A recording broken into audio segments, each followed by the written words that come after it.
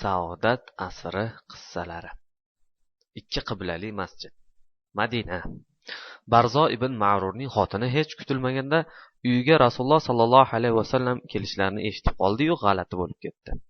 Eri o'lgandan beri dilini toshdek ezib turgan g'am tashvishlar ham allaqayoqqa tarqab, yuragi tez-tez ura boshladi. So'ng quloqlari qiziq uni bir hayajon bosdi. Allaqanday bir shirin hayajon. Yuzlariga, ko'zlariga yosh qalqib, marjon-marjon sevinch yoshlarini to'karkan, beva ayol samo moviyliklariga qarab pichirlardi. Allohim, senga qanday shukr qilishimni bilolmayapman. Ko'p o'tmay intizor kutilgan ovoz eshitildi. Assalomu alaykum. Sizga ham salom bo'lsin, ey Allohning rasuli. Marhamat, keling. Otasi o'lganidan beri bu uyning kattasi bo'lib qolgan Bishr payg'ambarlar sayyidini quvonchi ichiga sig'may kutib oldi. So'ngra keksa onasi keldi. Uyimizga xush keldingiz. Sharaflar keltirdingiz. Ey Allohning rahmat payg'ambari, dedi u. Rasul akram sallallohu alayhi vasallam hazratlari ular bilan bir oz suhbatlashib o'tirgach, ovqat keltirilib yeyildi. Shu orada yaqindagi masjidda azon aytilib, ular peshin namozini o'qish uchun chiqishdi. Sayyidi koinot janobimiz mehrobga o'tdilar. Orqalarida saf tortib turgan mo'minlar bilan birga namozga turishdi. 2 rakat o'qilib 3-rakatga turilgan edi. Jamoat huzur ichida edi. Janobi Haqqa taqdim etishlari lozim bo'lgan ibodat shaxsan Allohga qullik yo'lining eng ulug' rahbari ham u kishi edilar. Robbul alaminga qanday qulluq qilishligini juda yaxshi biladigan ham, uni bizzot Janobi Mavlodan o'rgangan va insonlarga o'rgatgan ham u zot edilar. Hamma huzurli va xotirjam. Lekin shu onda Nabiy muhtaram janoblari qanday holatda ekanliklarini bilib bo'lmasdi. Chunki Jabroil Amin payg'ambarimizga Janobi Mavlodan navbatdagi vahiyni keltirgan edi. Payg'ambarimiz ham namozlarini davom ettirar, ham Jabroil Amin o'qiyotgan Qur'on oyatlarini eshitar edilar. Goho yuzingiz samoda kezganini ko'ramiz. Bas, albatta, biz sizni o'zingiz rozi bo'lgan qiblaga buramiz. Yuzingizni Masjidul Haram Makka tomonga buring. Ey mo'minlar, sizlar ham qayerda bo'lsangizlar, yuzlaringizni uning tarafiga buringiz. Kitob berilgan zotlar albatta buning Parvardigori tomonidan kelgan haq hukm ekanini biladilar. Alloh ular qilayotgan amallardan g'ofil emasdir. Baqara surasi 144-oyat. Vahiy holati o'tgach, Sayyidul avvalin val oxirin janobimiz vaqtni o'tkazmasdan turgan joylarida burila boshladilar. Qalblarida aniq Ka'ba tomonga yo'nalganlik ilhomi kelgach to'xtadilar. Namozlarni buzmadilar. Jamoat hech kutilmaganda Rasulullohning turgan joylarida yuzlarini ular tomonga burib namozni davom ettirganlarini ko'rib, buning ilohiy bir amr ekanini payqashdi. Darhol ular ham saflarni buzmay Rasululloh sallallohu alayhi vasallamning orqalaridan joy olishdi. Endi bir necha soniya oldingi qibla orqada qolgan edi. Ilk 2 rakat Baytul Maqdisga qarab o'qilgan bo'lsa, oxirgi 2 rakat Ka'ba-i Muazzamaga qarab o'qildi. Namoz tugashi bilan Rasululloh sallallohu alayhi vasallam yuzlariga mamnunlik balqib chiqdi. Ko'pdan beri ulug' Mavlodan so'ralgan narsa hosil bo'lgan, istaklari bajo keltirilgan edi. Ashoblarning nega bu tomonga o'girildik, yo Nabiyalloh deyishlariga hojat qolmadi. Chunki bir oz avval Jabroil Amin qalblariga joy etgan vahiy ularga dona-dona qilib o'qib berildi. Bir necha yil musulmonlarning qiblasi bo'lib turgan Baytul Maqdis bu vahiy bilan endi bir xotiraga aylanib, yuzlar bilan birga ko'ngillar ham Masjidul Haram tomonga o'girildi. Masjidul Haramga qarab 2 rakat ilk namoz o'qilgan bu masjid keyinchalik Masjidi Qiblatayn, ya'ni 2 qiblali masjid nomi bilan mashhur bo'ldi. Rasululloh sallallohu alayhi vasallam ilk kumushni o'z masjidlaridagi mehrob o'rnini o'zgartirishdan boshladilar. Asr vaqti masjidga kelganlar u yerdagilar boshqa bir tarafga qarab namoz o'qishga hozirlik ko'rishayotganini ko'rishdi. Biron yanglishlik bormi yoki ters ko'rinyaptimi anglasha ajrata olishmadi. Lekin Rasululloh sallallohu alayhi vasallam eng oldinda turib imomlikka o'tishga tayyorlanar edilar.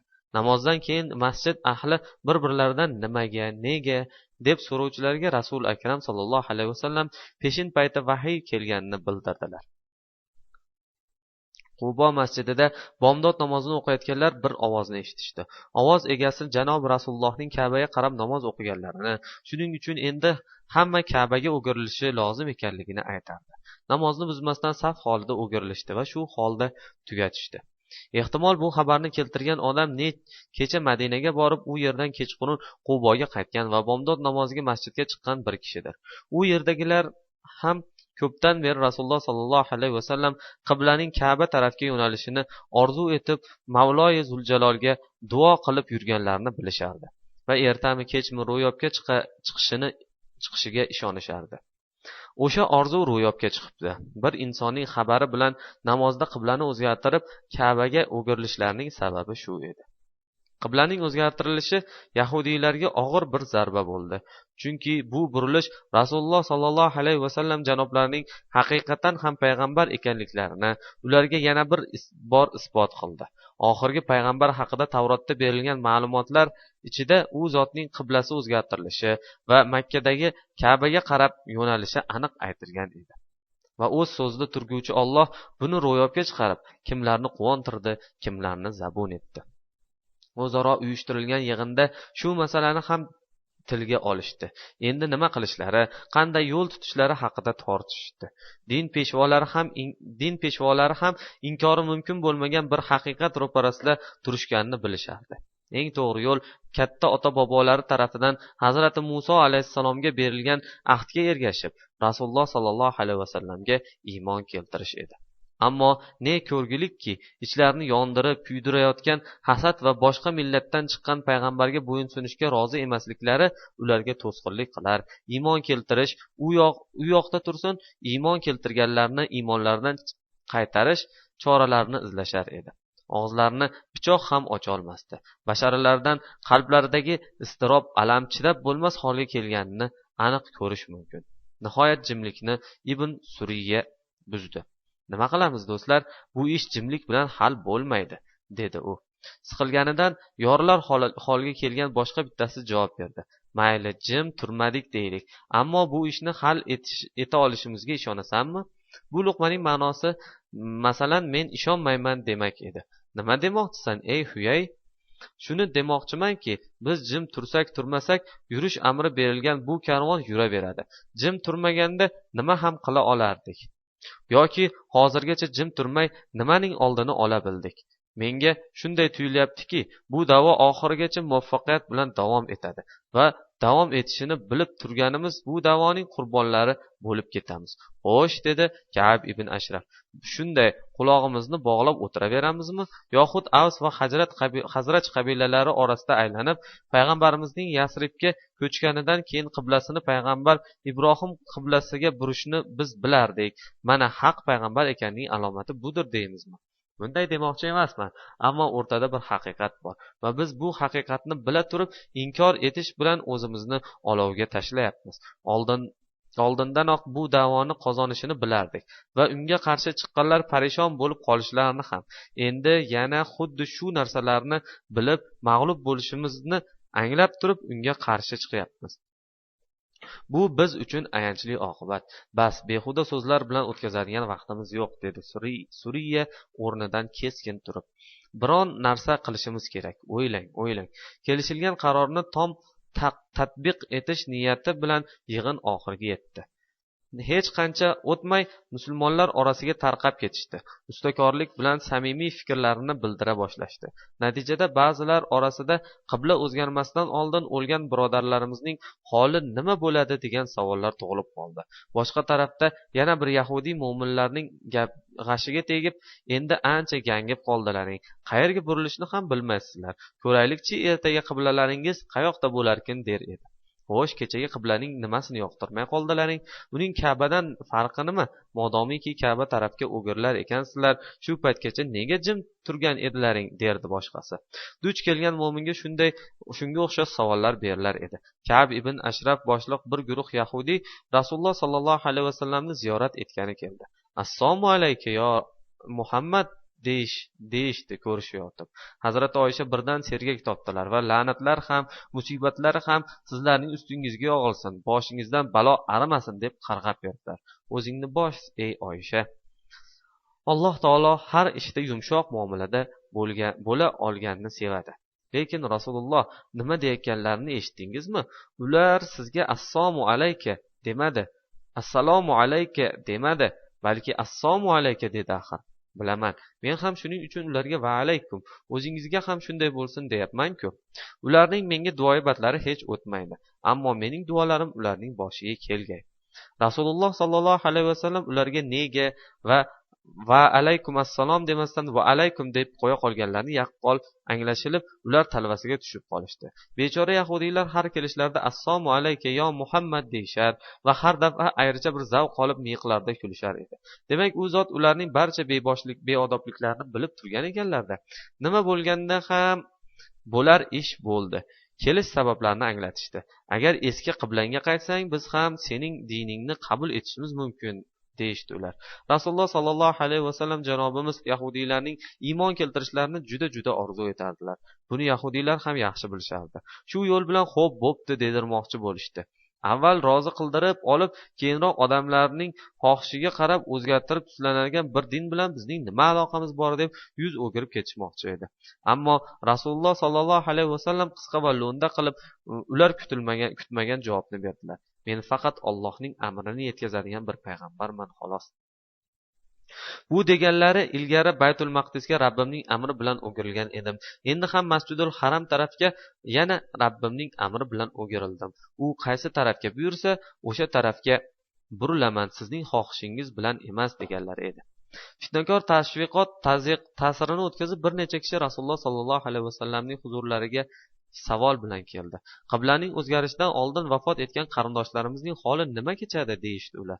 Bu savolni ba'zi sofdil mo'minlarning zehnlariga joylashtirish uchun chiqqan yahudiylar Hazrati Umar kabi zotlarga duch kelsalar-ku, darhol ovozlari o'chib qolar deya, biz hozirgacha Baytul Maqdisga o'z istagimiz bilan yo'nalibmizmi deb javob olishlari tayin edi-da. Biroq yahudiylar kimning yonida qanday tashviqot qilishni bilishardi. Ammo Alloh har narsani ko'rguvchi va bilguvchi zot. Bu masalaga ham o'zi vahiy yuborib oydinlik kiritdi. Jabroil keltirgan oyatlar xuddi shu haqda edi. Odamlardan aqlsizlari ular musulmonlarni ilgari qaragan qiblalaridan qanday narsa yuz o'girtirdi deydilar. Ayting, mashriq ham, g'arb ham Allohnikidir. U o'zi xohlagan kishilarni haq yo'lga hidoyat qiladi. Keyinroq qiblaning o'zgartirilishidan hikmat nima ekani anglashildi. Siz ilgari qaragan qiblani biz faqatgina kim payg'ambarga ergashib, kim orqasiga qaytib ketishini bilish uchun qilganmiz, xolos. Shubhasiz bu og'ir ish. Magar Alloh hidoyat qilgan zotlargagina og'ir emasdir. Alloh iymonlaringizni, ya'ni iymon bilan o'qigan namozlaringizni zoya qilguvchi emas. Albatta Alloh odamlarga mehribon va rahimlidir. Baqara surasi 143-oyat. Buning ketidan esa yahudiylarning beburd va munofiq ekanliklari, ularga ishonmaslik eslatildi. Kitob berilgan zotlar albatta buning parvardigorlari tomonidan kelgan haq hukm ekanini biladilar. Alloh ular qilayotgan amallardan g'ofil emasdir. Baqara surasi 144-oyat. Nihoyat ularning qanchalik o'jar va o'zbilarmon ekanliklari ochiq ravshan ta'riflab berildi. Qasamki, agar siz kitob berilgan kimsalarga bor mo'jizalarni keltirsangiz ham, ular qiblangizga boqmaydilar. Siz ham ularning qiblasiga boquvchi emassiz. Ular yahudiylar va nasroniylarning birovlarning qiblasiga boquvchi emas. Agar farazan sizga kelgan bilim vahiydan keyin ham ularning havoy nafslariga ergashsangiz, u holda shubhasiz zolimlardan bo'lib qolasiz. Baqara surasi 145-oyat.